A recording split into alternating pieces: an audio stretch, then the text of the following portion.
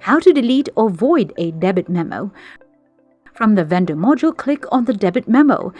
If you wish to totally delete the recorded debit memo from the list, you may follow these options. There are two ways to delete a debit memo. First, right-click the selected debit memo from the list,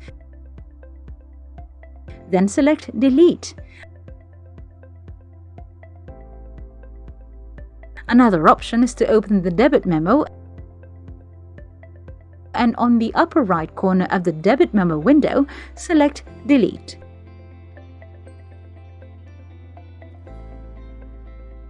If you wish to void the recorded debit memo and keep it in the list, you may follow these options.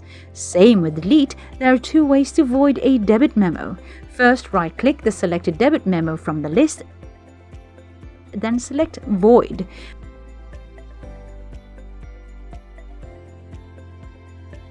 Another option is to open the debit memo, and on the upper right of the debit memo window, select Void.